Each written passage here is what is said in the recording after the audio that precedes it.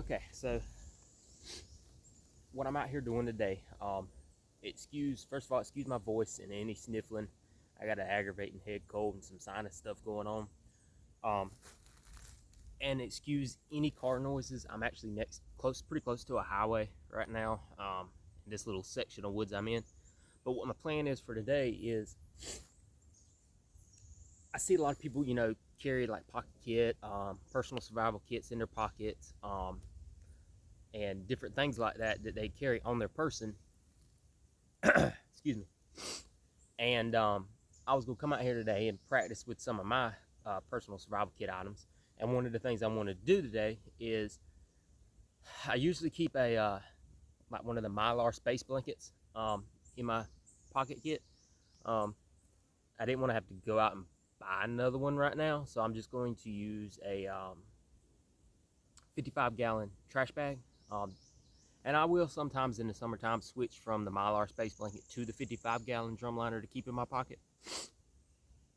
So, but the principles of setting it up will be the same and will carry over for either one. So what I wanted to do today to start off with, is set up a shelter, and then kind of go from there. The spot I've chosen, this is see if I can show you. Okay, so a tree leaned over and was kind of blown over, and there's several growths coming out of it. Well, this one particular growth right here is coming in at an angle, and there's a huge ass spider underneath it.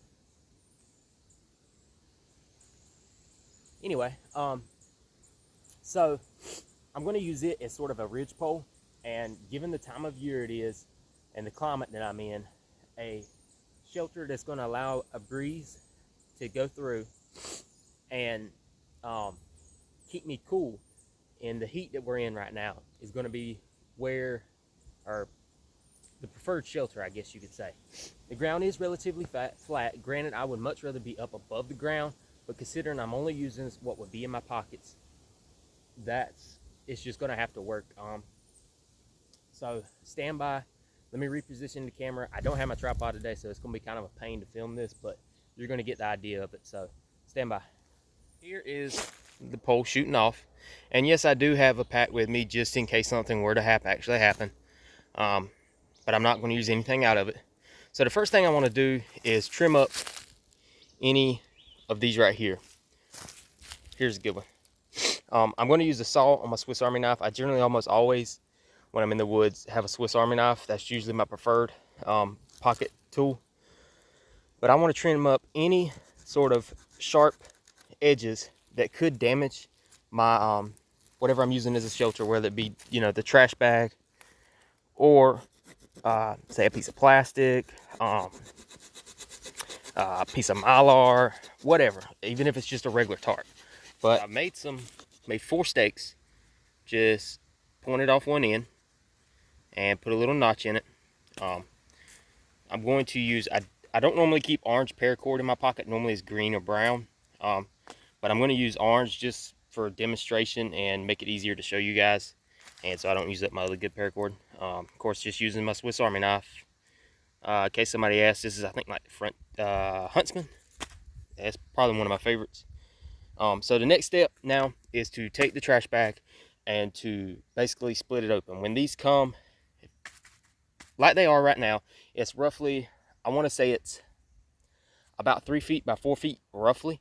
Once I split it open, I'll have about a 6 by 8 shelter. So let me split it open and then we'll go. So I went around, found some acorns, even found a little shell that I'm gonna use. But here's how I'm gonna do it with the duct tape. Just take the easiest thing to do, the fastest, you can duct tape it to the tarp itself, but one of the fastest ways is just take a small section, inch or two long, rip it up, and then ball it into a ball. To me, that's just the quickest way. And again, I just keep duct tape on my lighter. Now the paracord that I keep in my pocket, I usually keep 1 to 2 hanks, pretty much all the time, and it's usually about an entire arm span, about 6 foot, give or take. So what we're going to do, being that it's paracord, I'm going to make sure I don't have any knots on the ends, and Pull out my Swiss Army knife. Now, one of the reasons I'm a big fan of carrying something like this is because having those scissors saves my knife blade. So, where it's been burnt on the ends, just trim that off. And we're gonna get a strand out of there. I'm gonna attempt to pull just the strands I need. I don't know how well that's gonna work. By the way, don't do what I just did. Always take it, close it, put it back in your pocket. And yes, I know it's not dummy corded on this one. Mainly just so I can make it easier to show you guys. Don't think. Okay, so that didn't work. We're just gonna pull all the strands out. That'd be the easiest thing to do.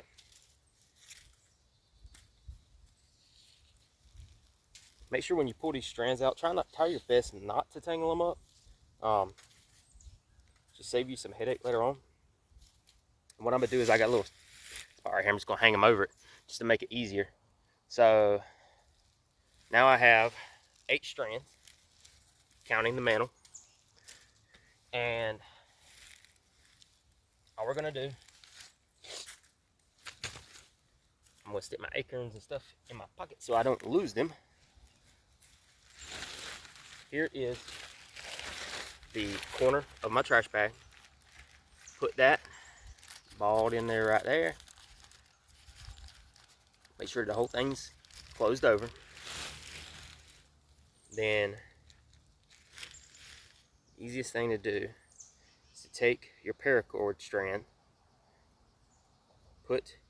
just tie a simple overhand knot. And I am not the person to teach knots nor show the names of knots because I can never remember the names of them. But if you don't know what knot to use, tie a lot. So we're basically going to make a Canadian jam is basically what I think that's what it's called.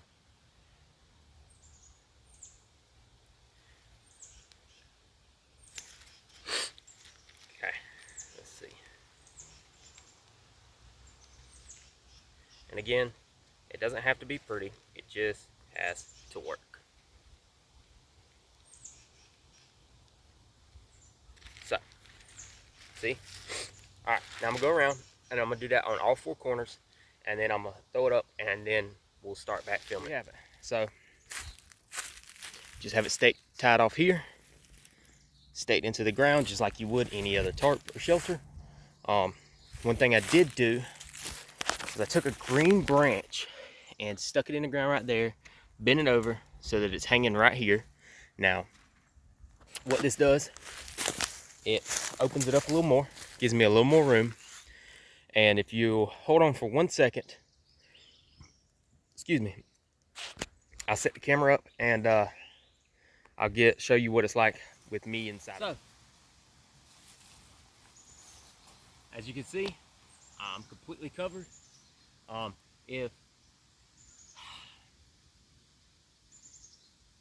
Now, this would not be the most comfortable place to sleep at night. I mean, of course, I'd have to flatten out the bed, make a bed, and all of that. As far as keeping me covered, you know, I pretty much would have to sleep curled up a little bit tonight. But it would keep me out of the rain, and it would keep me from dying. When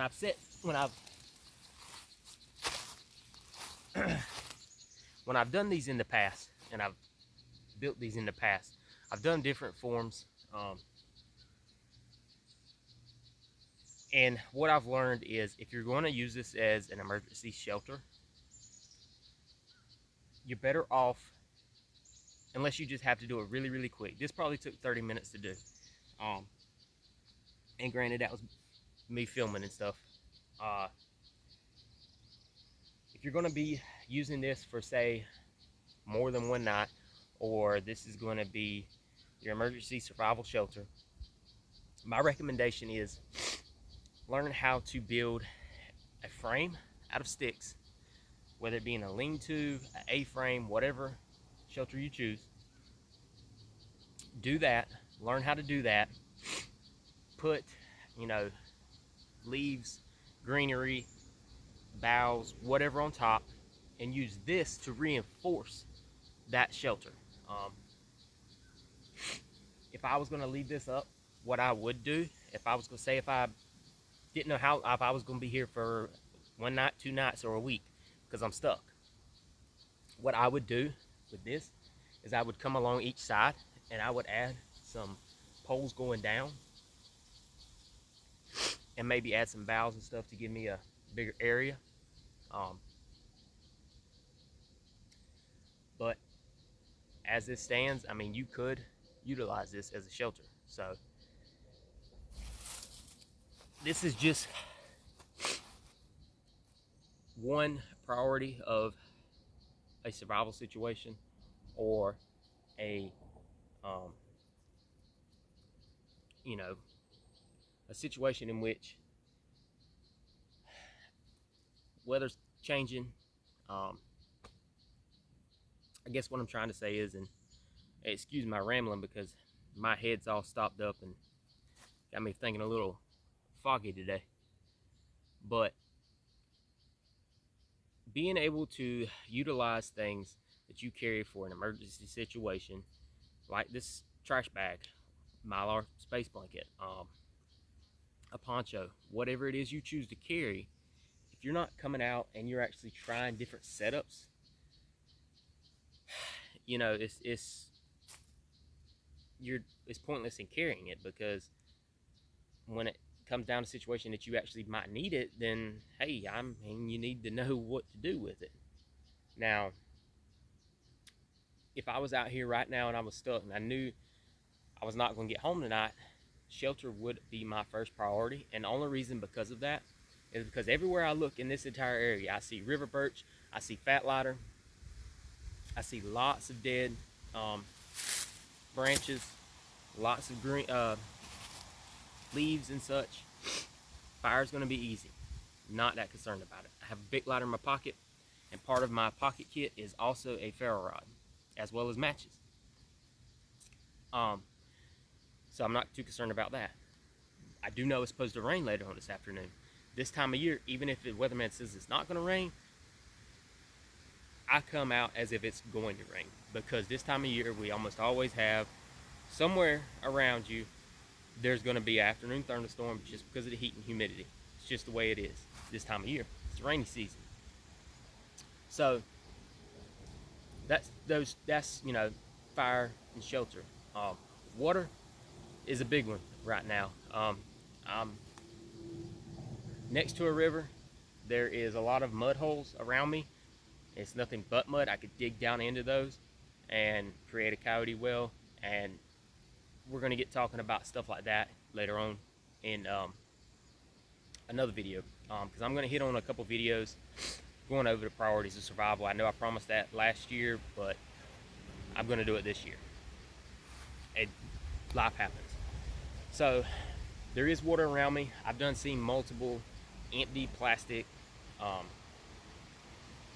like Gatorade bottles, Pepsi bottles that I could use to collect water in my pocket kit too. I also keep water purification tablets. It's not hard to find trash, plastic bottles, glass bottles. I can't tell you how many times I've found like 1 quart and 1 liter Gatorade bottles. That's perfect. You know, in a survival situation, if you got enough water purification tablets in your pocket kit, hey, you're good to go.